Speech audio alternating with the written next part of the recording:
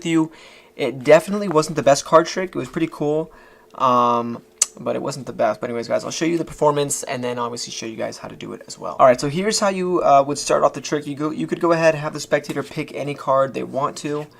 Let's say in this case, this is going to be your guys' card for the trick. And essentially, you would just tell me when to stop whenever you want. So let's say you just said stop right around here, right? You go ahead, you put the spectator's card in the middle of the deck, and then you keep shuffling up the deck as well. Alright, so in the performance, when the kid does the trick, he basically just keeps doing an overhand shuffle a whole bunch of times, and then the spectator tells him when to stop, but he does this really cool hot shot move that I can't do. So I'm going to do a little bit of a different ending. Essentially, I would have the spectators tell me when to stop for another time. Let's say we go through the deck, and they said stop right around here. Alright, so after this, after all this shuffling, you tell your spectator, okay, I have no idea where your card is. I have no breaks, right? So you go ahead, you say, all right, go ahead and tell me when to stop for another time. And let's say the spectator goes through, they say stop right around here. You take the card out, and this should be the spectator's chosen card. And that is a trick, and then I'll show you guys how to do it.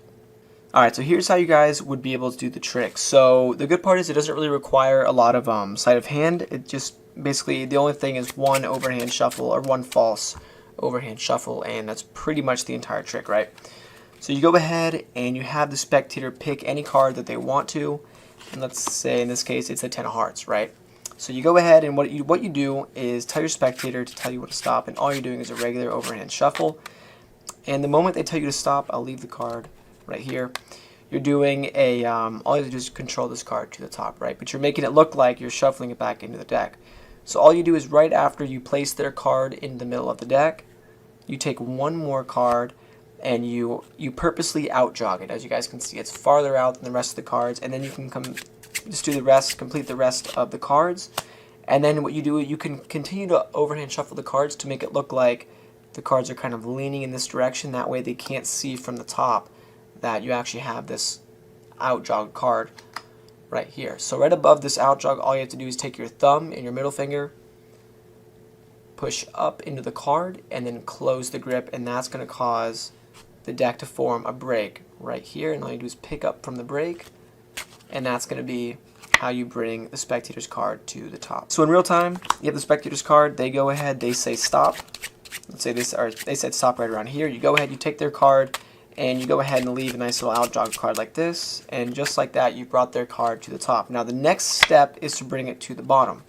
All you have to do is pull off the top card and then continue shuffling like normal. And then from here, you do a bunch of bottom retention overhand shuffles, keeping that card on the bottom. So essentially, once you're in this position, once you've controlled that card to the bottom, all you gotta do is hold on to it with the pads of these 3 bottom fingers of the overhand shuffle.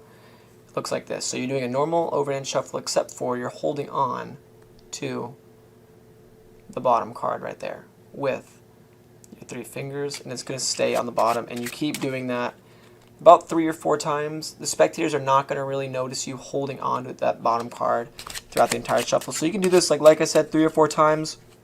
And at this point in the trick, in the performance of the actual video, the kid says, go ahead and tell me when to stop again. And then he does a hot shot, which, like I said, guys, I can't do personally.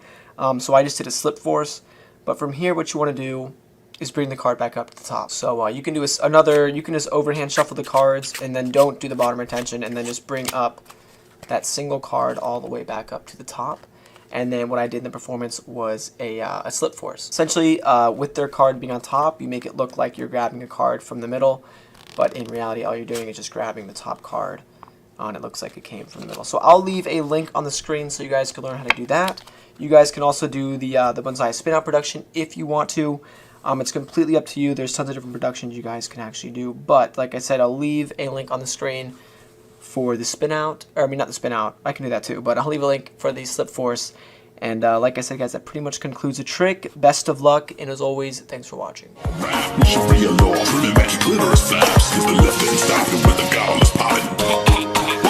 Hillary Coffin, she's a